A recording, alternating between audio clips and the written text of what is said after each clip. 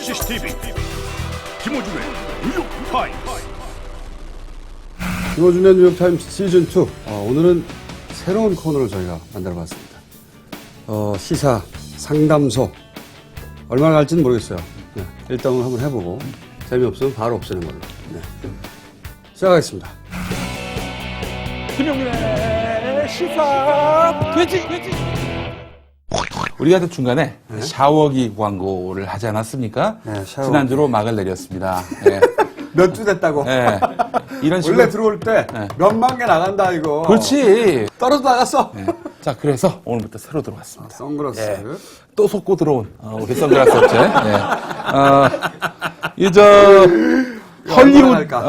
헐리우드 스타 페리스 힐튼. 이 누구예요? 페리스 알아요? 힐튼 몰라? 몰라요. 힐튼 호텔. 힐튼 아닌가 그럼? 힐트라고 썼네? 네, 힐튼. 그러니까 그게 나도 힐트지도 모르겠다. 힐튼가? 네. 힐튼 이걸 썼을 리가 없어. 네. 예. 페리스 힐튼가 봐, 힐튼. 예. 짝퉁 이름이야, 그러면. 예, 페리스 힐트가 착용해서 자신 없으니까 힐트로 하자. 유명해진 트루컬러 고기능성 스포츠 선글라스인데요. 이거 끼고 예. 기타 들고 역으로 나가. 예. 예. 돈 많이 들어온다. 예. 자, 그리고 이것도 좋은 게 뭐냐면은 이게 딱 이렇게 자석이 돼 있습니다. 이게 보면은 여기에 자석이 붙어 있어가지고 탁 이게 접힌다는 거예요. 그리고 차에다가 또 이렇게 또 탁 붙여놓으면 이렇게 됩니다. 잠깐만. 접착력은 세요. 네. 웬만해서는 안 떨어지겠어. 예, 그리고 결정적으로 크게 필요는 없는데. 하나를 사면 하나 더 줍니다. 보세요. 여기 하나 더 있어요. 예. 예. 자, 그리고 또 우리가 글로벌 프로그램으로 지금 도약하고 있는 중입니다.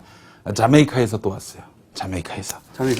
자메이카에서 온 건데 요즘 소개를 해드리겠습니다. 사연이 있는데 김어준의 뉴욕타임스 진행자 여러분 안녕하십니까? 멀리 캐리비안 연안에 자리 잡고 있는 자메이카 블루 마운틴 해발 1800m 마약 곽갱들의 서구를 옆에서 굴하지 않고 열심히 자메이카 블루 마운틴 커피 농장을 운영하고 있는 교민입니다.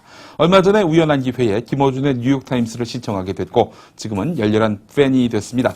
아울러서 이 제품을 한국에 수입해서 판매하는 자블럼 코리아 사장님에게 허락받지 않고 커피를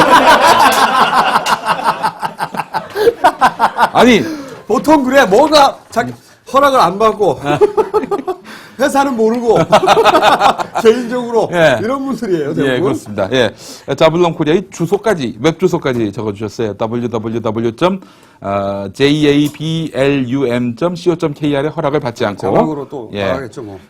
커피를 직접 보내드리는 점 매우 사과드립니다. 자메이카에서 문모씨 배상. 예. 보내오셔서 커피를 보내오신 것 같네요. 예. 자, 또 시사 장학 퀴즈에 출연하셨던 만화가 건모 씨께서 캐릭터 배지. 예, 요거를 만들어 주셨어요. 많이 가져왔으니까 요걸 좀 나눠드리도록 하겠습니다. 자, 나머지 상품 소개하겠습니다. 맛과 영양의 종결 명품 피자 의리에라 피자 늘 함께합니다. 주식회사 라비냐의 이 차장님께서 회사와 상관없이. 회사와 상관없이 고급 와인을 아주 고급스럽게 협찬해주고 계시고요. 뉴욕타임스를 늘 시청하신다는 김모 씨께서 부친이 안성 죽산면에서 재배하고 있는 명품 표고버섯 콩순이와 버섯돌이 부친 몰래 서리해가지고 보내는 건 아니겠죠? 설마. 예. 대전 중구의 여성 헤어 액세서리 전문점 노랑누리에서 예쁜 핸드메이드 액세서리를 협찬해주고 있습니다. 자, 그리고 93살의 프랑스 레지스탕스 노투사 스테반 에셀의 쩌렁쩌렁한 외침이 담긴 책 분노하라 돌베개 출판사에서 협찬하고요. 뜨거운 가슴 하나로 불의에 정한 청춘의 역사. 예. 전 재산 29만 원인 그분이 꼭 보셔야 할 책 내 청춘의 감옥을 출판사 상상 너머에서 협찬합니다. 내 앞에서 하염없이 눈물 흘리던 그자는 잔인한 납치 강도였다. 형사사건 전문 변호사 금태섭의 딜레마에 빠진 법과 정의 이야기 한겨레 출판에서 확신의 함정을 협찬합니다. 자, 그리고 아주 명저가 하나 나왔어요. 조국 현상을 말하다. 이 조국 교수의 명망을 이제 말하자면은 인용한 것 같은데 글 쓰신 분이 시사평론가 김용민 씨군요. 책 나왔어요 이번에. 이게 이제 조국에 묻어가는 그렇죠. 작전이잖아요. 이른바 빈대 전략. 네. 조국 빈대 프로젝트. 네. 우리는 조국 교수 없으면 살 수가 없어요. 조국 교수님께 너무 감사드리고 이 책 사실 좀 조금만 좀 홍보하자면은 2012년에 딱 한 번 대선 우리 이제 한나라당에게 주자. 그러면 2017년 이후부터 쭉 진보가 집권한다. 심지어 진보 정당도 예 그런 내용입니다. 예 반은 조국 교수에 관한 얘기, 반은 2012년과 2017년에 관한 이야기들 적어놨습니다. 자, 가난한 한결의 뉴욕타임스지만은 여러분의 사랑과 정성은 갈수록 더해가고 부자가 되는 것 같습니다. 너무나 감사드리고요. 예. 자, 그럼 시사 상담소 예. 컨셉 좀 설명해 주세요. 예, 일단 이 정치권에서 저희 뉴욕타임스에 상담 편지를 보내옵니다. 또 우리 상담의 대가 아니겠습니까? 야매 상담. 예. 야매 상담을 해드리는 겁니다. 그래서 국내 최초의 정치인 상담 프로그램을 처음으로 만드는 겁니다. 그래서 이렇게 하자. 저희가 이거 금방 없어질 것 같아. 네, 그렇습니다. 자, 먼저 그 첫 번째 사연입니다. 해외에서 온 사연입니다. 네. 예. 안녕하십니까. 저는 본래 집이 경기도 용인에 있는 한 씨입니다. 제가 큰 실수를 저질렀습니다. 남이 도청해서 녹취해온 원고를 그대로 읽었거든요. 그것도 녹취한 내용이라고 이야기하면서요. 도청한 것도 잘못이지만 도청한 것을 외부에 알려도 죄라고 하더군요. 그동안 언론인인 척하고 살아왔는데 탁 터뜨리는 순간 상대가 당황할 거라고 생각했는데 저만 뭐가 됐습니다. 지금 총선에서 한나라당 공천을 못 받은 이래 최악의 정치적 위기입니다. 저 지금 해외에 나와 있습니다. 전당대회가 있는데도 무작정 나왔습니다. 그냥 이대로 밖에서 조용히 있을까요? 두 분이 저의 앞날을 짚어주시기 바랍니다. 그냥 북한이 도청해서 저에게 넘겨준 거라고 우겨야 되는지 구체적인 대응 방안도 알려주시기 바랍니다. 이런 내용이었습니다. 한선고 씨가 보낸 거군요. 한선고 씨. 예. 한선고 씨. 한선고 씨가. 이거 어떻게 생각하십니까? 어떻게 해결해야 된다고 보십니까? 방금 생각난 건데 네. 한 가지 방법 정도는 생각이 나요. 네. 인조인간설을 주장합니다. 인조인간. 네. 내 길은 원래 소모즈다. 내 길은 원래 소모즈다. 내 귀에 도청장치가 아니라. 어떻게 하란 말이냐? 신체 개조소를. 그래서 그것이 들렸다 그냥. 그런 방법이 하나 있을 것 같고요. 북한. 남북회담할 때 네. 녹취록. 녹취록. 네. 북한에 녹취록 다 있다. 네. 까겠다. 자꾸 거짓말하면. 그럴 때 우리 정부가 할 수 있는 유일한 대응은 그거였거든요. 네. 음성 조합설. 편집을 해가지고. 음성 조합설이었는데 네. 그런 쪽밖에 없죠 이분. 근데 이제 한선고 의원이 말이죠. 어떻게 얘기를 했냐면 처음엔 녹취록이라고 했다가 판문이 커지고 걷잡을 수 없이 말하자면 논란이 커지니까 그때 가서는 녹취라고 말한 거 그거 취소한다. 그렇게 얘기를 했습니다. 그러더니 나중에 민주당 쪽 인사가 메모를 통해서 자신에게 메모를 그 이렇게 점점점까지 다 찍어가지고 그러니까 동호 반복한 것까지 그대로. 근데 이제 경찰에서 확인하기로는 서울 영등포 경찰서에서 확인하기로는 그거는 민주당 쪽에서 온 게 아니다. 확인을 해줬습니다. 여기 나중에 이제 민주당 쪽에서는 KBS가 녹취한 것이다. 네. 실수가 아니라 예를 들어서 실수로 녹음했다. 원래 비공개 다 나간단 말이죠. 비공개를 다 나가는데 그때 이제 여기 그 놓아둔 무선 마이크들 다 들고 나가요. 근데 그걸 잊어버리고 나갔다. 라고 주장하려고 했겠죠, 처음에는. 네. 그런데 이제 녹취가 됐단 말이지. 녹음 행위 자체는 굉장히 고의적인 거예요. 그런데 제가 보기에는 그 변명을 하려고 그랬을 것 같아요. 네. 어디 구석에 놨을 때 놓고 나오는 경우가 간혹 왕왕 있긴 있어요, 왕왕. 예를 들어서 소리 잘 들리려고 스피커 앞에 놓는다든가 뭐 이럴 때. 그렇죠. 그리고 이제 이게 비공개면은 그걸 싹 걷습니다. 걷어서 내보내요. 원래 가져가기도 하고 남은 게 없나 비공개니까. 근데 이제 안 보이는 데에 놓은 거죠. 그리고 이게 실수가 아닌 것은 밖에 나가서도 이걸 끄지 않은 거지. 네. 끄지 않은 상태로 무선 마이크를 켜놓은 거지. 그리고 다 녹취한 거지. 김인주 사장이 말이죠. 완전히 다 부인할 수는 없으니까 나중에 했던 얘기가 벽치기였다. 벽치기. 귀를 벽에다 탁 치고 엿들었다. 예. 소모즈 맞네. 네. 그러니까 소모즈는 한선고 씨가 아니라 막 KBS 기자인 것 같아. 예. 그렇지. 그렇게 예. 하든가. 예. 예. 어쨌든 제가 보기엔 인조인간설이 가장 좋아요. 인조인간설. KBS가 왜 이렇게 하는지는 우리가 설명드렸던가요? 지난주에? 그렇죠. 이 수신료 문제 때문에. 수신료가 왜 중요하냐? 조중동이 먹고 살라고 KBS가 가지고 있던 광고를 다 내주고 대신 그걸 국민들로부터 받아가지고 채우는 거죠. 그렇게 하는데 KBS가 이 일을 하면 좋은 게 또 양쪽 다 좋아요. KBS 입장에서는 광고 영업을 안 해도 되잖아. 광고 영업을 안 해도 2,000원에 팍팍 꽂히는 거 아니에요? 네. KBS도 좋고, 그리고 조중동도 좋고, 그러니까 KBS가 적극적으로 나선 거죠. 네. 근데 조중동이 말이죠. KBS가 도청했을 가능성이 있다라고 가장 열심히 보도합니다. 이게 또 무슨 조화냐? 이 조중동이 이 수신료 파문으로 야당이 또 여당과 각을 세우고 막 집요하게 추궁하는 사이에 6월 임시국회가 끝나죠. 그러면은 조중동에게 돌아오는 게 있습니다. 개별 영업을 할 수 있게 돼요. 그러니까 지금 수신료뿐만 아니라 미디어랩이라는 별도의 그 광고 대행사, 그 광고를 집행함에 있어서 대행하는 기관을 만들기로 했는데 이거 없으면은 각 신문사가 알아서 이제 영업을 하는 거죠. 원래는 광고, 그 방송 광고는 한 곳에서 통합해서 하고. 예, 방송 그래서 나눠서. 방송사. 예. 예를 들어서 라디오 같은 경우는 특히, 그 라디오 광고를 영업을 따로 해서 방송사마다 경쟁해서 따가지고 하는 게 아니라 그 광고를 배분해 줍니다. 예를 들어 CBS 같은 거 경쟁력이 떨어지잖아요. 하지만 그쪽에서 목소리가 필요하잖아요. 그래서 공익성이 있다고 그래서 공고를 나눠준다고. 그런데 이 민영 랩으로 바뀌면 그러면 걔네가 다 뺏어 먹을 수 있는 거죠. CBS나 이렇게 적은 매체들은 다 죽는 거지. 이제. 저기 라디오 CM 한 번 나갔는데 얼마인 줄 아세요? 조금 심야 시간대 남이 좀 많이 안 들을 거라고 생각되는 시간대는 한 16,000원짜리도 있어요. 제가 그래서 16,000원짜리 광고 딱 한 번 사가지고 야 이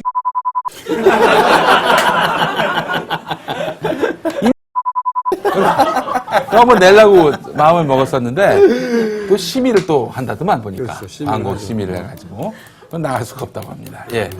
그런데 이제 약간 그 미디어 랩 없이 조중동이 직접 영업을 한다. 그러면은 지금 신문 하듯이 할 수가 있다는 거예요.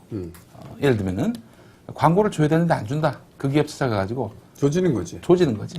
신문에 좀 나쁘게 나오면은 기분이 좋을까 나쁠까? 뭐 근데 이렇게 그 이제. 영업은 네. 사실은 공중파보다는 네. 신문사, 네. 얘네들이 최강이에요. 그렇죠. 그런 광고 안 주면 조지고 하는 영업은 조중동이 최강이거든요. 그렇지. 그러니까 자기들은 광고 영업 노하우가 있고 네. 사실은 이렇게 받기만 하던 작은 방송국들은 영업 인력이 없다고 네. 경쟁이 안 되지. 그럼 걔네들까지 싹 먹는 거죠 이제. 그렇지. 그리고 게다가 이렇게 하는 거예요. 신문하고 방송하고 세트로 패키지로. 니들이 얼마 주면은 우리 신문도 실어주고 방송도 실어줄게. 막 이런 식으로 함으로써 영업을 한다는 거죠. 그러니까 이게 그 미디어 랩이 빨리 통과가 돼야 하는 건데 수신료 문제로 쟁점이 옮겨져 가지고 미디어 랩이 흐지부지 되면은 조중동에게 좋은 거 아니겠습니까? 네, 그래서 사실은 수신료 문제와 관련해서 조중동이 KBS 편이 아닌 겁니다. 예. 자기들 돈 벌려고 사람들한테 1,000원씩 삥 뜯고 있는 거예요. 그게 전기요금에 묻어서 나오지 않습니까? 시청료가 아니야.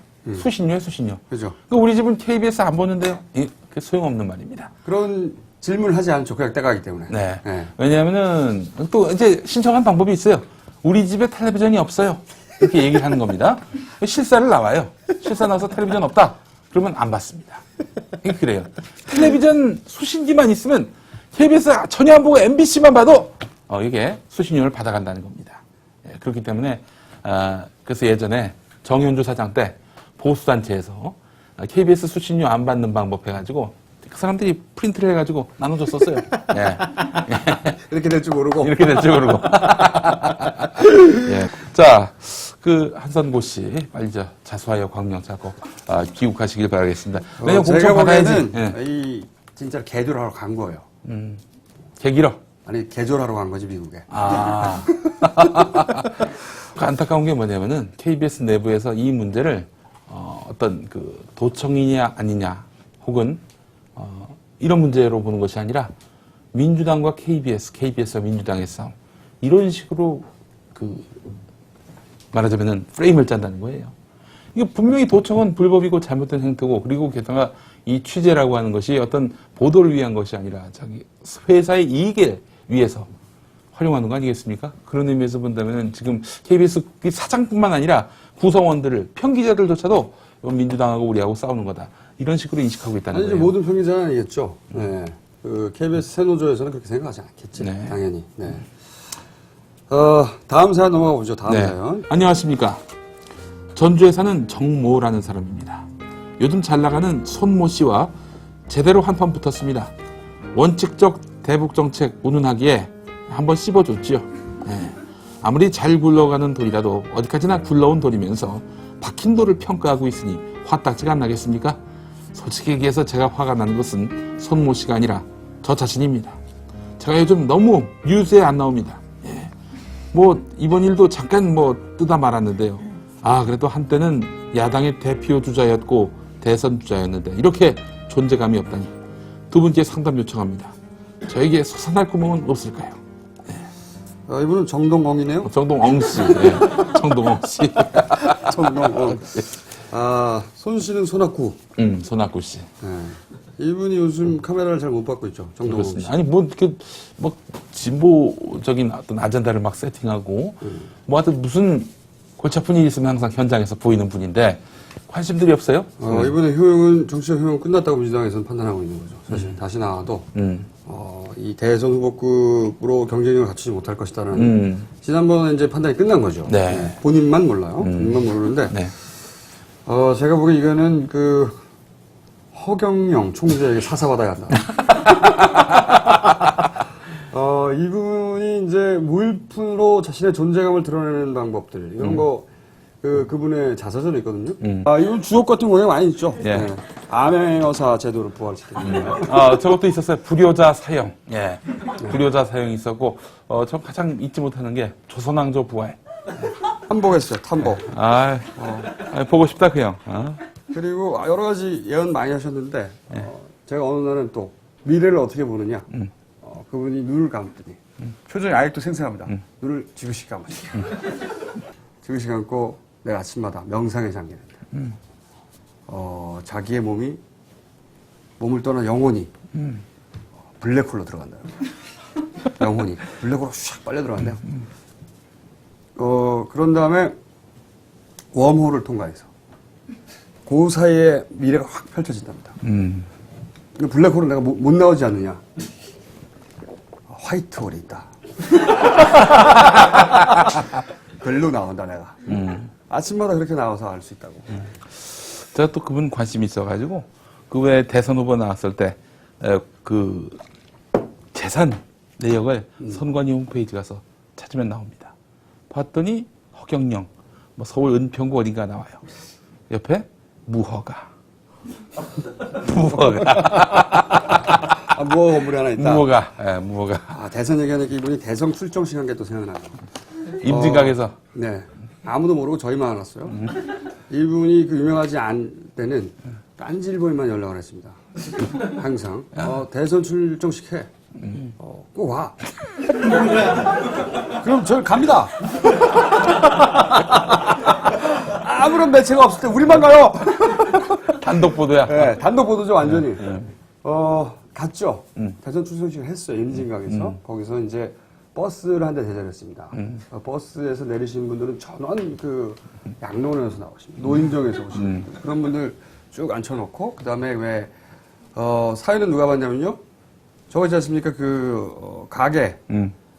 가게 오픈하면은 와가지고 춤추는 아가씨들 있잖아요.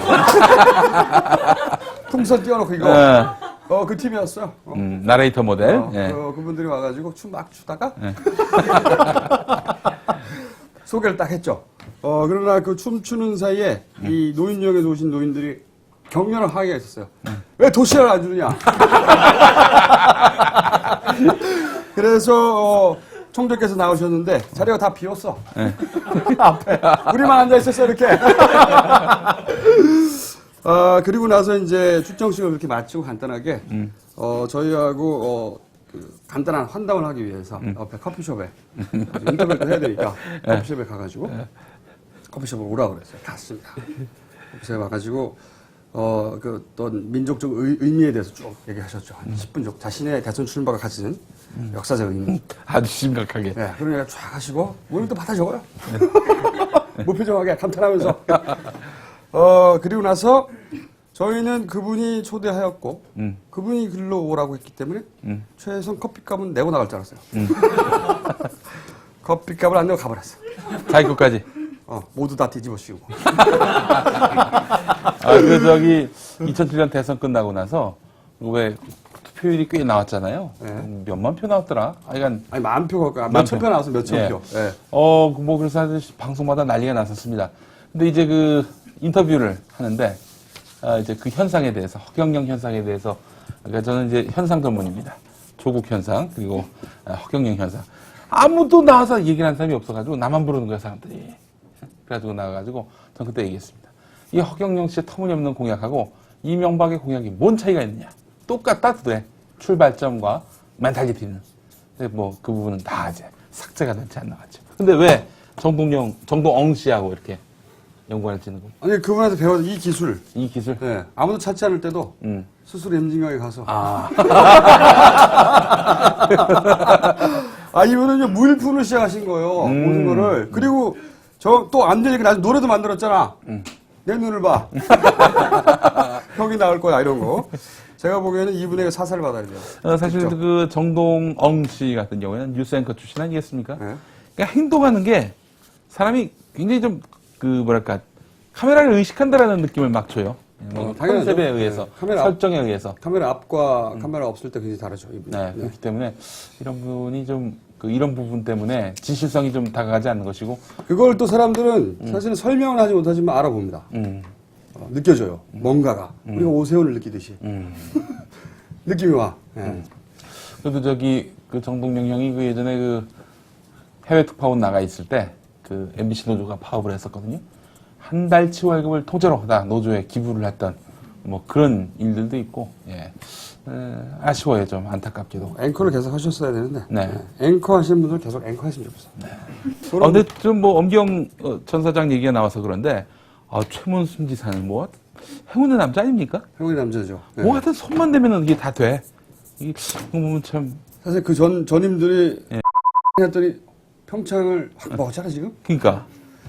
이게 그 어디야, 이게? 그 지난번에도 어디 노무현 대통령 그 서거 2주기죠. 그때 이제 그 양반이 했던 얘기가 평창이 안 되면 100% 내 책임이다. 그렇지만 된다면 자기 공은 아니죠. 된다면 전임자의 공이죠. 네. 그러나 우리 각하는 잽싸게. 네. 그냥 순식간에. 숟가락 착석. 예. 착반이라고 해야 되나요? 네. 숟가락으로 그러니까 밥상이 우리가 없는 예측 신고. 가능한 정치인이 아니다. 이명박 대통령이 이런 얘기들을 많이 하지만 예측 가능합니다. 우리가 딱 그분의 그 남아공 떠날 때 이거 된다. 이런 느낌을 받았습니다. 그런 정보 다 가지고 네, 간 거죠? 그렇습니다. 그리고 그 화면 보셨는지 모르겠는데 네. 발표 근데 이제 불안하잖아요. 어떻게 네. 할지 모르니까. 만약에 안 되면 무슨 개망신이야 이게. 발표 직전까지는 네. 계속 김연아만 나옵니다. 화면에. 네. 발표 순간 와, 박수 치고 서로 막 이명박 대통령 전혀 화면에 안 잡히고 있었어요. 계속해서. 네. 발표 순간 발표됐잖아 이제. 네. 탁 나타나. 화면 속으로 쏙 들어와. 절묘한 분이에요. 예, 그렇습니다. 만약에 안 되는데 화면에 잡히고 있으면 자기 책임이 되잖아요. 욕먹잖아. 그러니까 네. 발표되기 직전까지 카메라 앞에 뒤에 있다가 네. 사람이 섬세. 예. 디테일이 강해요. 은근히 보면은. 예. 디테일리. 예. 네. 그러니까 이제 정동영 씨한테는 뭐라고 해줘야 되는 겁니까? 이 허경영 총재를 찾아가라. 그분에게 모든 것을 배워라. 자, 마지막 사연 소개하겠습니다. 과천에 사는 안모 씨 고민입니다. 안녕하세요. 안상스. 안상스님. 네. 예. 안상스. 안녕하십니까. 저는 과천에 사는 안상스입니다. 한여름 냉수를 찾게 되는 계절이지요. 근데 저는 마셔도 또 마셔도 그 목마름을 씻을 길이 없습니다. 저와 철천지 원수가 된 그 사람 때문입니다. 작년에 저와 그는 당대표 선거에 나갔습니다. 선거 기간 내내 저의 병역 문제를 갖고 시비 걸었습니다. 그 원수는. 근데 저는 그 사람을 이겼고 당의 간판이 됐습니다. 그리고 1년 뒤 저는 당의 재보선 패배를 책임지고 물러나게 됐습니다. 당대표 재선거가 있었죠. 그런데 그 원수가 당대표가 됐습니다. 당선되자마자 저를 두고 한 듯 병역 비리자를 내년에 공천하지 않겠다고 했습니다. 홍준포. 홍준포. 저는 어떻게 되는 겁니까? 공천을 못 받게 되나요? 못 받으면은 무소속 출마라도 해야 되는지요? 생각 같아서는 그 인간 면전에 보온병을 던지고 싶습니다. 보온병에 맞으면 폭탄처럼 터지잖아요. 두 분의 조언을 기다립니다. 예. 제가 말이죠. 네. 이것은 도와드릴 길이 없어요. 네. 홍준포 대표가 뒤끝이 아주 많아요. 뒤끝이 아주 많아가지고, 저는 절대 못 받는다. 네, 500원 겁니다. 예. 절대 못 받는다. 저는 참 이해할 수 없는 게 말이죠. 신문에 보면 그 홍준포 대표를 친이계로 이렇게 분류를 하는데. 아닙니다. 무슨 그런 말도 안 되는 헛소리를 하죠. 홍준포 편이에요. 네. 친홍 세력입니다. 예. 이 홍준포 대표하고 MB하고 좀 각별한 사이긴 해요. 그때 왜 그러냐면, 예. 그거는 이제 두 사람이 예. 둘 다 의원직을 상실했던 때가 있었어요. 예. 그때 미국에서 99년이었습니다. 미국에서 두 사람이 만나서 예. 형 동생을 한 사이예요. 자, 그런데 그때 미국에 있었던 또 한 명이 있었습니다. 경기도지사 선거에서 떨어지고 난 뒤 미국으로 건너간 손학부 민주당 대표. 재밌죠? 나중에 10년 뒤쯤 대통령이 될 사람과 야당 대표가 될 사람, 여당 대표가 될 사람이 모두 낙동강 오리알이 돼가지고 미국에서 있었던 겁니다. 미국 워싱턴에 있었죠. 워싱턴에서 그 사건 생각이 납니다. 골프장에 항상 지갑을 두고 다니시는 우리 각하께서 이명빅. 근데 이제 재밌는 게 뭐냐면은 그 홍준포 대표가 대표가 가운데 있어서 이명빅, 손학부 이 두 사람을 친하게 하려고 막 중간에서 애를 썼다는 거예요. 그런데 이 손학부가 이명빅을 너무 싫어했대요. 이질적으로 느꼈다는 거예요. 나든 형님 일로 와봐요 하면서 손 끌어잡고 이명박하고 셋이 만나기도 하고 심지어 이명빅 집에 데리고 가가지고 밥을 먹는데 밥을 김윤옥 여사가 차려줬다는 그런 일들도 있었고요. 2007년 대선 때는요. 그 이제 손학부 당시 한나라당 이제 대선 출마하려고 했던 그 손학부 대표가 탈당을 하려고 그러니까 우리 홍준포 형이 손학부 형을 찾아가가지고 형님 제가 밀어드릴 테니까 탈당하지 마십시오. 막 이러면서 막 붙잡았다는. 이 홍준포 의원에 대해서 호가 참 갈리죠. 왜냐면은 이분이 이제 굉장히 얄밉게 얘기를 하잖아요. 정치적으로 반대쪽에 있는 사람한테는 굉장히 얄밉게 들을 수 있는 얘기를 잘하는 사람이에요. 굉장히. 그래서 이제 또 그리고 이 양반이 계보가 없어요. 혼자 놀아요, 항상. 그럼 검사 때도 혼자 밥 먹었대요. 네. 검사 때 그거는 사연이 있어요. 검사가 항상 한직으로만 놀았어요. 한 번도 요직에 간 적이 없는. 그때도 개파나 줄이 없었던 사람이죠. 백이 없는 사람이에요. 그러다가 그 검찰 내에서 큰 사건 하나 일으키잖아요. 슬럼버시 사건. 큰 사건을 일으키고 났더니 검찰이 검찰을 조진 거란 말이에요, 이 사건이. 그렇지. 당시 본인의 표현으로는 그분의 이게 성정이라고 하죠. 생존 본능. 아무도 자기를 보호해주지 않으니까. 원래 그렇게 하고 싶어서 한 게 아니라 따라가다 보니 간 거예요. 따라가다 보니 나온 거야, 그냥. 그때 또 이제 정권 차원에서 YS가 그게 좀 밀고 간 측면이 있었지. 용인해준 측면. 덮을까 말까 하는데 그때 이제 덮으라는 압력도 있고 내가 이래도 좋고 저래도 좋으면 물어서 죽자. 그렇게 결론을 내서 물어버린 거예요. 결국은. 물어버렸더니 자기는 평생 검사가 되고 싶었던 사람이라고 하는데 그로부터 2년 동안 검찰을 그만둘 때까지 아무도 자기하고 점심을 먹지 않더라. 이 왕따를 당한 거죠. 그리고 나서 그 정신이 왜 됐느냐? 기수열애야? 기수열애? 그 이유가 그거예요. 정신 왜 됐어요? 제가 물어봤더니 검사를 그만둘 수밖에 없어서 그만두는 순간 그때부터 조폭들 전화했다는 거야. 그 조직폭력 그 담당했었거든요. 조폭들이 계속 연락하는 거죠. 잘 있냐, 이거 가족들 건강하냐, 이런 전화 겁났다는 거죠. 그래서 원래 변호사 개업을 했는데 정치권으로 가야 되겠구나, 나를 보호하려면. 그래서 정치를 시작한 사람이에요. 만약에 우리 김총수님께 제가 하나 좀 이런 상황을 가정해서 여쭤본다면은 최고 권력자의 엄청난 비리가 드러났다. 이거는 도저히 봐줄 수 없는 그런 상황이다. 이럴 경우에는 과연 어떻게 처신할 것인가? 홍준포. 홍준포는 이런 건 있어요. 사람이 마음이 약해요. 자기하고 친했던 사람 못 갑니다. 이 사람의 인간적으로는 뭐랄까요? 인간적으로는 참 끌리는 면인데 사적인 관계에서는 공적인 관계의 정치인으로 약점이죠. 친한 사람 못 가요. 그래서 제가 보기에는 홍준포는 이명빅 각하를 깔지 못할 것이다. 만약에 안상스가 찾아와가지고 나 공천다 오라면서 무릎 꿇고 빈다.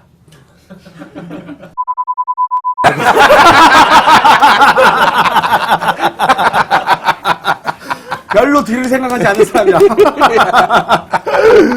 근데 사실은 제가 홍준포 대표가 원내대표로 있을 2008년 때 유심히 봤어요. 그때 뻥칸 엄청나게 쳐.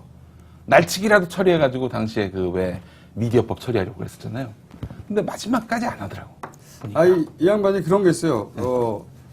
대단히 상식적인 수준에서의 자기 한계선 이런 걸 가지고 있는 사람이에요. 대단히 싫어하는 사람도 많아요. 근데 이제 그리고 인간적으로 굉장히 매력적이나 인간적인 매력들을 가진 한계도 있고 지금까지 걔 정치를 몇 년 했는데 걔보다 하나도 없어. 걔파도 없고 맨날 혼자 놀아가면 그렇긴 한데 보통 정치인을 바라보는 셈법으로는 이 사람을 셈할 수는 없어요.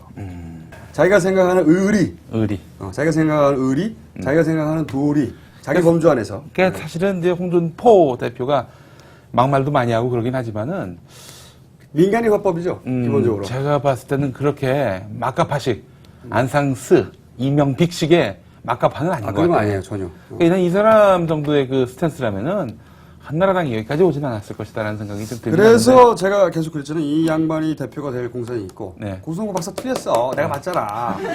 근데 사실은 원희롱이 고성국 박사가 얘기하기 전까지는 아무도 존재감이 없었어요. 근데 고성국 박사가 얘기하는 순간 확 떴다가 그게 결국엔 계속 비상하지 못하고 떨어진 거지. 아니 근데 원희롱은 원래 그 사무총장, 예전에 사무총장이었잖아요.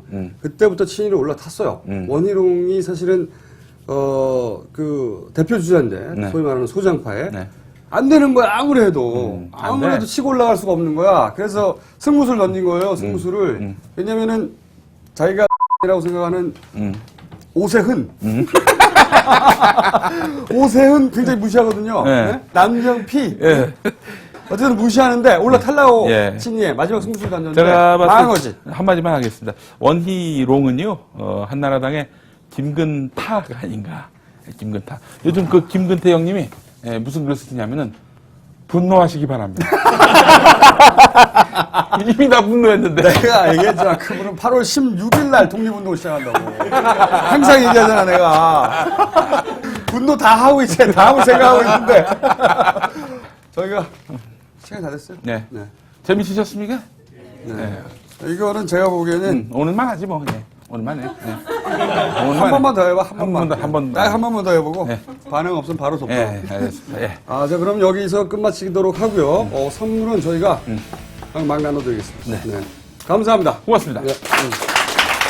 뜨거운 여름에 필수 아이템 선글라스. 눈부심은 사라지고 깨끗한 시야, 놀라운 컬러 해상도, 특허받은 멜라닌 주입 렌즈가 유해한 자외선 100% 차단, 눈가의 주름과 피부까지 보호, 특허받은 내부 자석 시스템으로 어디든 원하는 부위에 부착하여 분실 걱정이 없는 혁신적인 제품. 놓치지 마시고 지금 빨리 만나보세요.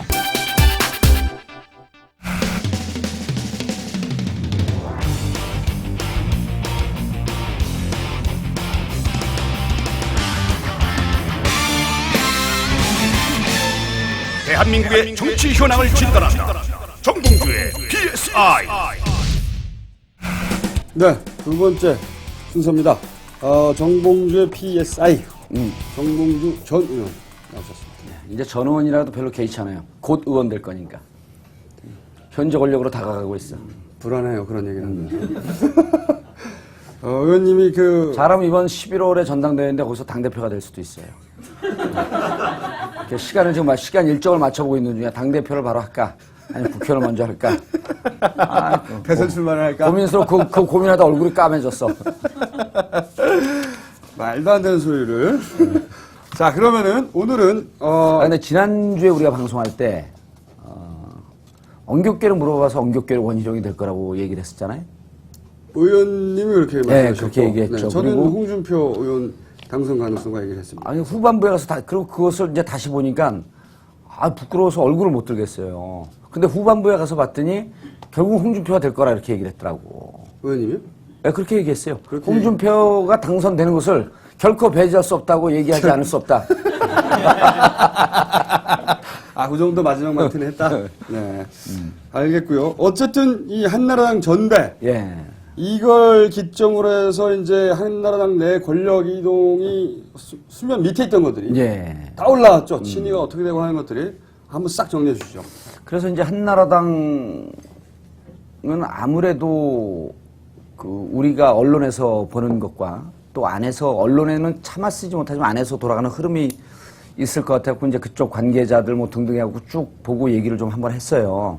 우선 친이부터 당치부터. 예. 친이. 그래서 쭉 얘기를 했는데 일단 친이계가 뭐 쇄신연 그 새로운 한나라인가요? 그렇게 뭐 쇄신파 쪽으로 가고 그러면서 친이가 분화된 것은 실질적으로 꽤 오래됐다.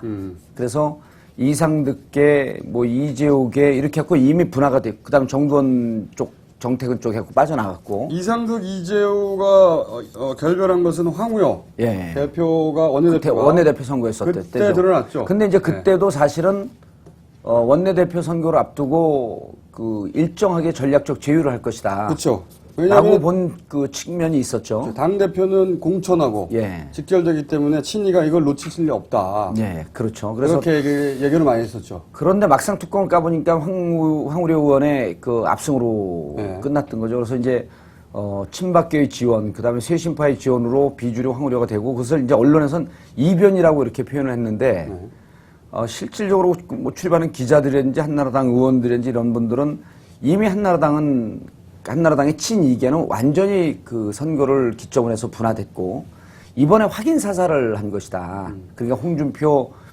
이렇게 표현하잖아요. 언론에서는 친이 비주류라고 하거든요. 근데 홍준표 의원은 대통령 후보로서 이명박 대통령을 지원했거나 이런 경우는 있었지만 친이 계보에 들어간 적은 없다고 본인도 얘기하잖아요. 그렇죠. 어떤 계보에 들어간 어떤 계보에도 들어가죠. 독자 계보죠, 독자 계보. 독고다이 언제나. 네, 독고다이. 독고다이 정신. 저는 그 말을 쓰려고 그러다가 네. 위대한 대한민국의 국회의원이 그런 그 일본 말을 쓰는 것이 별로 좋은 것 의원님 같지 않았고. 국회의원이 아니에요. 17대 국회의원입니다. 그 앞에 17대만 붙으면 언제든지 국회의원이에요. 한 번 국회의원은 영원한 17대 국회의원이다. 19대 얘기할 뻔했어. 이제 예언하지 말아야지. 그래서- 어쨌든 근데 요걸 다 잠깐만 짧게 정리하면 모르시는 분들 있을 것 같아가지고 황우여 때 원내대표 원내대표 때는 그 이상득 이재호가 갈라졌지만 예. 그렇지만 이제 당 대표 당 전체를 대표하는 원내대표라는 건 의원의 대표인 거예요. 그렇죠. 국회의원. 예리에 그 보통 평론가나 이 진행자들은 그냥 슬쩍 넘어갈 건데 원내대표는 실제 국민들의 한 70~80%가 몰라요. 무슨 그렇죠. 얘기인지. 근데 정당은 국회의원만 이루어진 게 아니거든요. 당원들이 있잖아요. 그죠? 그리고 당직자들도 있고. 아, 놀라 오늘 존경할 만해. 비가 오니까 우중충한 시끄럽고요. 훨씬 큰 조직이죠. 그리고 그 당대표가 공천권을 가집니다. 총선 때. 원내대표가 아니라 원내대표는 국회의원들 중에 대장이라는 뜻이에요. 그냥 저쪽 국회의원하고 상대할 때 대표다 이런 뜻이고 정말 힘은 당대표가 가지는 거죠. 그렇죠. 네. 예. 이 당대표 때는 내년 총선의 공천권 국회의원한테 생명줄 의원님 못 받을지도 모르죠. 그 생명줄 무슨 말인지 못 알아듣었어요? 공천을 못 받으면은 소용없어요. 그렇죠. 그 공천을 못 받으면 국회에 나갈 수가 없어. 그럼 무소속으로 가야 되는데 안 무소속은 되죠. 죽음이죠. 죽음이죠. 친박 정도나 살아남을까? 근데 그렇기 때문에 이상득, 이재호 둘 다 여기서는 합심하여 원내대표를 만들어낼 것이고 그걸 원희룡으로 띄웠다. 예. 이건 해석이었고 그러므로 어쨌든 원희룡이 승리할 것이라는 게 이제 일반적인 일반적인 거였어요. 그리고 시사평론가의 전망이었죠. 실제로 국회의원도 이제 한나라당 이번에 보니까요. 당대표 있고 4명의 최고위원이 있지 않습니까? 당대표 홍준표 됐고 그다음에 유승민 최고위원, 그다음 나경원 최고위원, 원희룡 최고위원, 남경필 최고위원이 5명의 지도부고요. 그 지도부에 또 누가 들어가냐 하면은 원내대표라고 하는 것은 국회 원내대표라고 하는 의원들의 대표입니다. 의원들의. 그리고 원내대표와 그 파트너를 이룬 정책위 의장. 그래서 7명이 지도부가 되는 거죠. 네.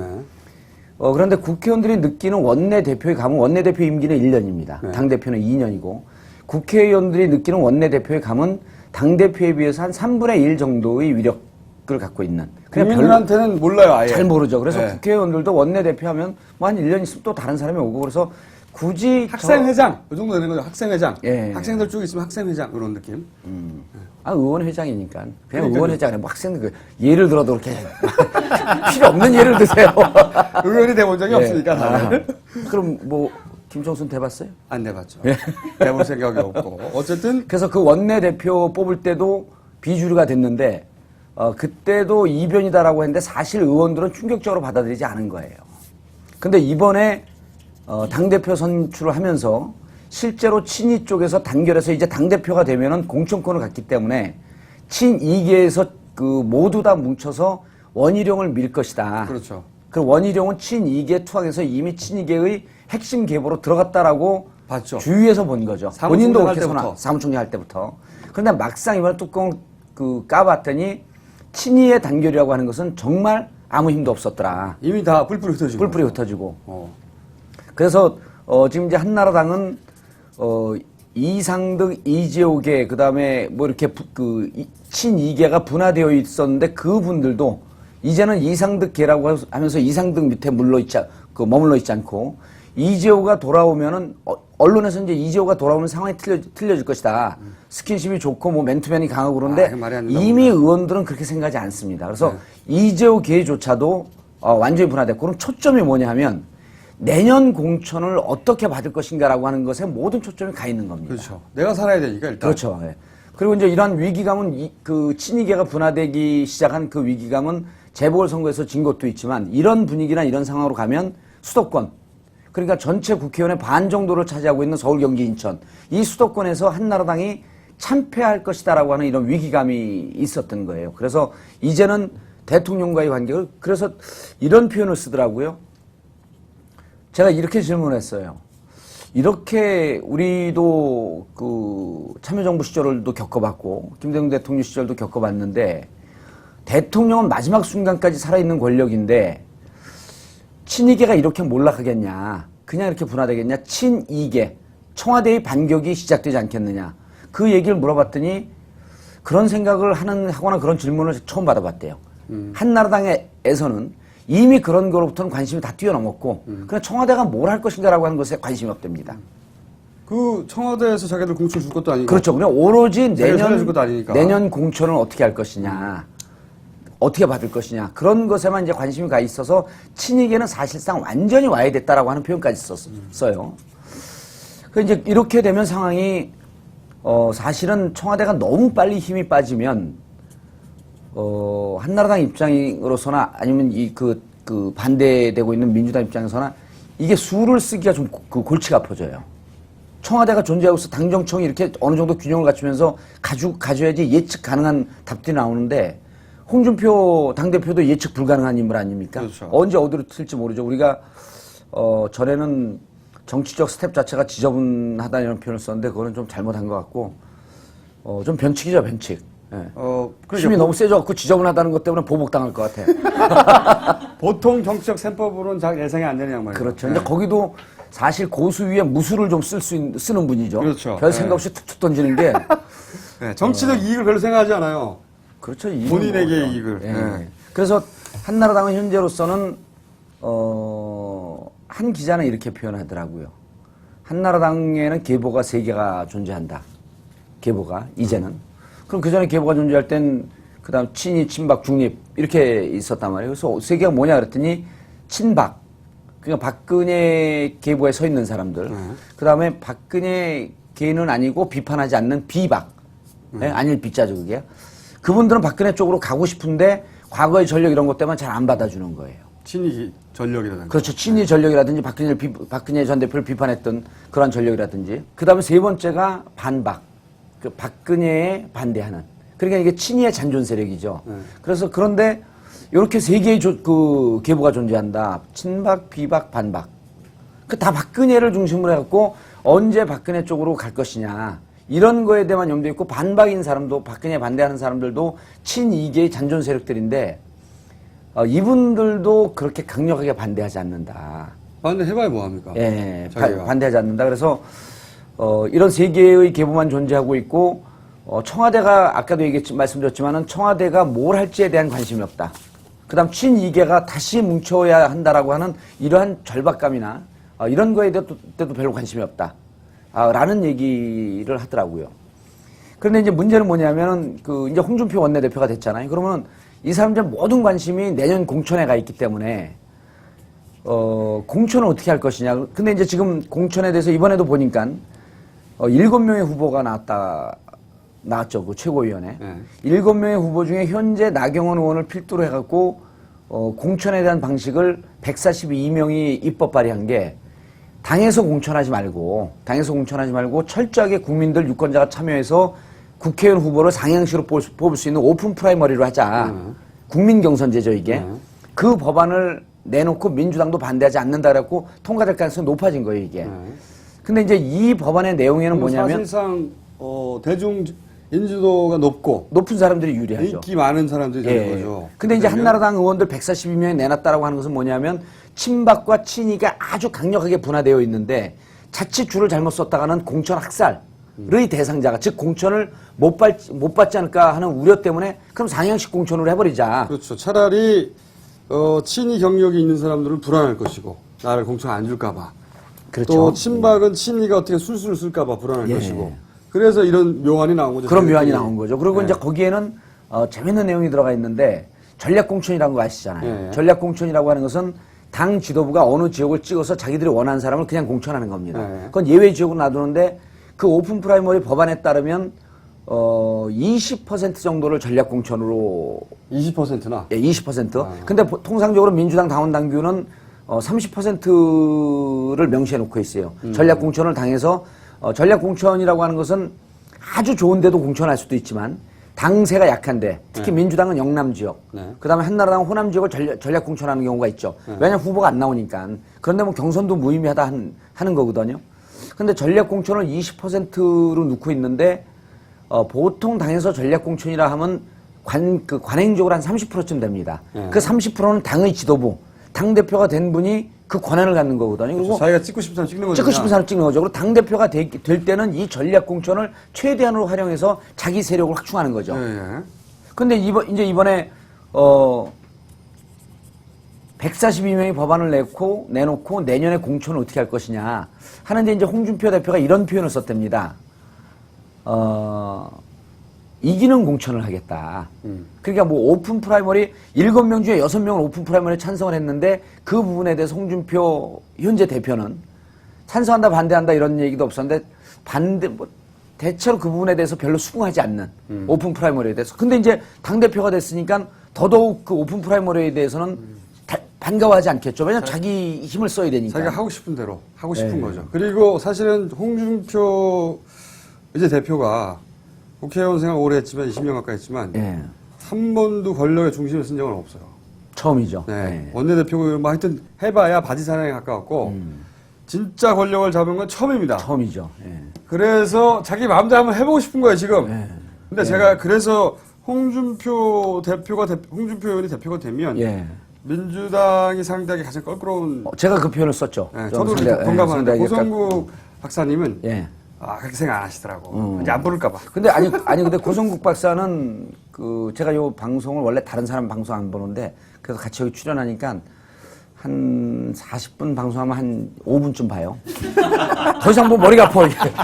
아니 남의 얘기를 어떻게 5분 이상. 그러니까 3분 듣다 좀 참고 2분 더 들어온 거야. 그런데 아주 진지하고 정확하게 그렇죠. 이 비평을 하는데 다 틀려요. 이분은 사실은 오래 공부하고 직접 가보고 또 여러 사람 얘기 듣고 그래서 이론적으로 생각하시는 분이고. 근데 처음 만났는데 제가 살짝 빈정상한 게 저를 몰라보더라고요. 그냥 나중에 식사 자리에서 했는데 몰라본 게 아니라 너무 유명해서 일부러 잘난 척할 것 같았고 아는 척을 안 했다 이랬더라고요. 그거하고 무관하게 아는 척 하는데. 그래요?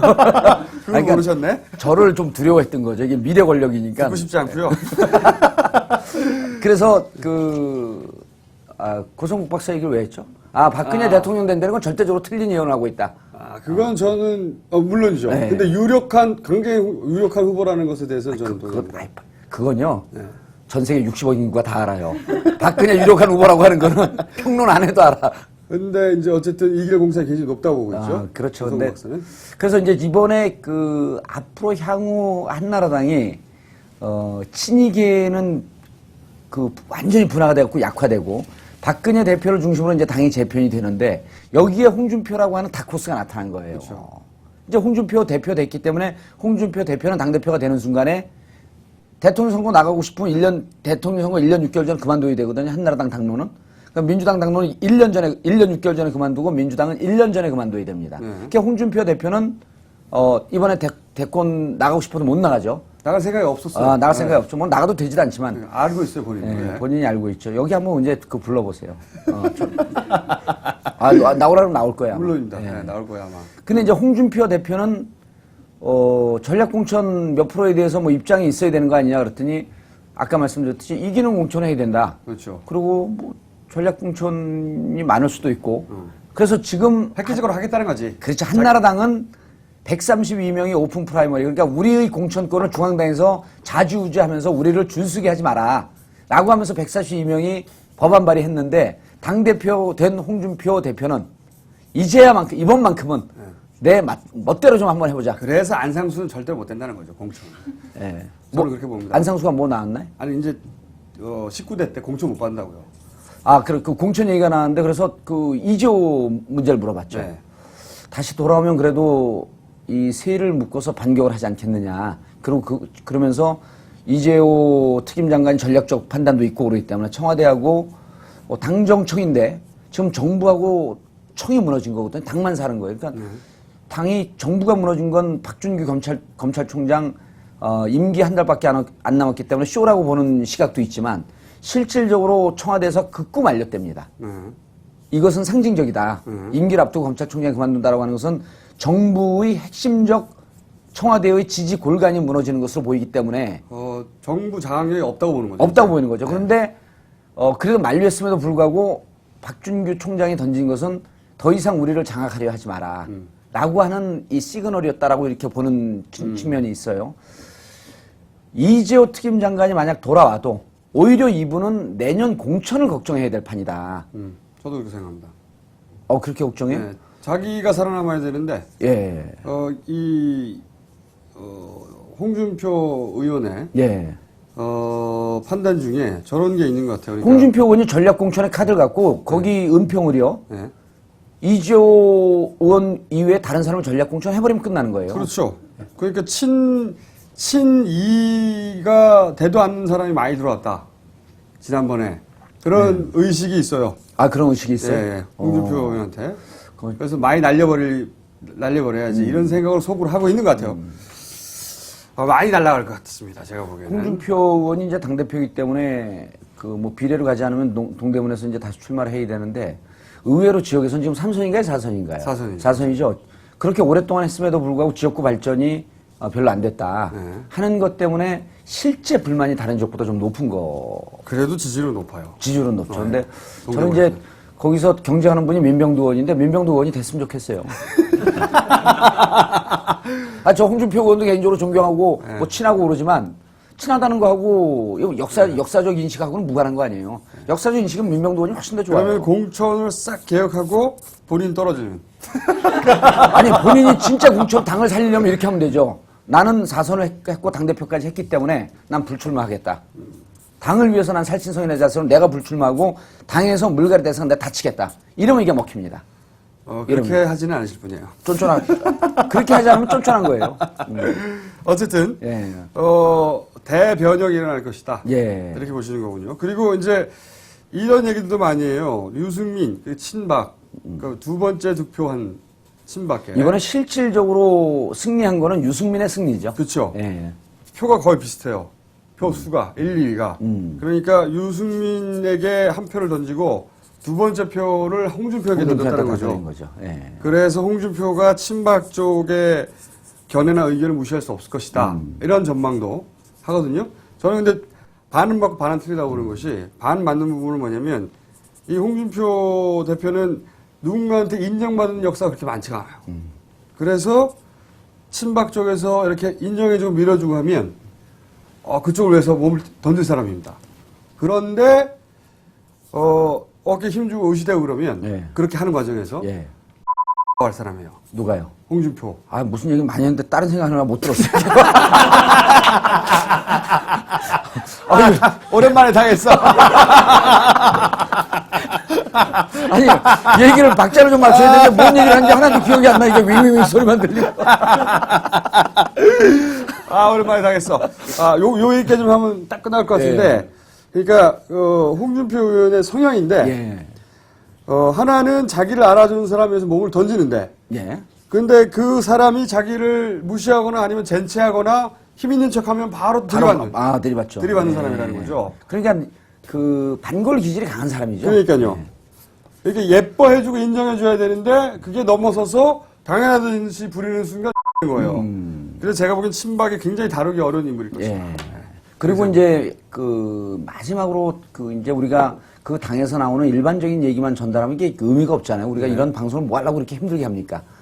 저는 이명박 대통령의 이 정권이 1년 반 남았기 때문에 지금부터 이렇게 힘이 빠진 것이 표면적으로는 그렇게 보이지만 여전히 저는 자기가 미는 친이가 미는 대통령 후보는 못 낼지라도 현재 있는 후보들이 자기와 입장이 다르면 충분히 흠집을 낼 수는 있다.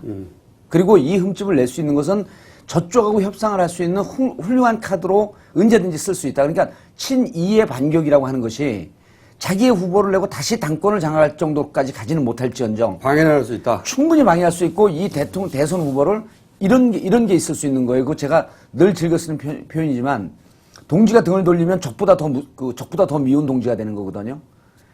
민주당에게 뭐 정권을 주겠다라고 이렇게 얘기는 하지 않지만 지금 당내에서 자신들이 살아있는 권력임에도 불구하고 1년 반 동안 무시를 한다든지 혹은 청와대를 아주 그 신랄하게 밟는다든지 혹은 탈당을 요구하면서 청와대를 모욕을 준다든지 이렇게 되면은 이것에 대응한 반격을 가할 수 있는 카드는 언제든지 꺼낼 수 있을 거다. 물론 청와대가 지금 와해되고 뭐 각자 도생의 길로 가고 이렇다고 하지만 유일하게 이번에 쓴 카드가 평창 가갖고 숟가락 하나 더 얹은 것밖에 없거든요. 그 더반 가갖고. 네. 평창 내가 했다 이제 자랑하기 위해서 숟가락 하나 더 얹힌 거 아닙니까? 그런데 그것 이외에도 앞으로 1년 6개월 가는 동안 충분히 한나라당 후보, 박근혜 후보를 흠집낼 수 있는 이런 길은 여러 개가 있기 때문에 박근혜 개 입장에서도 완전히 친이를 몰락하고 백기투항을 요구한다든지 코너로 올 수는 없을 것이다. 코너로 몰긴 좀 힘들 것이다. 그리고 그런 것이 그리고 박근혜 파일이 제일 많죠, 거기가. 지난번 경선 한번 했기 때문에. 그렇죠. 박근혜 네. 파일도 많고 이제 이게 그 우당탕탕하는 국면으로 가는데 박근혜하고 친이 쪽만 있다가 홍준표라고 하는 하나의 세력화된 거예요, 이제는. 네. 세력화된 거죠. 이 밖에 아직까지는 말을 좀 들어줘야 될 집단인 검찰이 우리 말 안 듣겠다라고 선언한 거란 말이에요. 독자 노선 가겠다는 거죠. 독자 노선을 가겠다는 거죠. 누가 될지 눈치 보고 흘러가겠다는 그렇죠. 거죠. 이제 그러면 앞으로는 박근혜 쪽으로 줄을 대고도 그 일정 보험을 들 것이고 실은 민주당 쪽으로도 친분 있는 검찰이나 이런 분들을 이런 사람들을 통해서 들어오겠죠. 줄을 댈 가능성이 높죠. 그러니까 정보가 이제는 공개되는 시점에 이를 겁니다. 그러니까 정보가 공개되지 않아도 우리가 거의 모든 걸 알고 있었잖아요.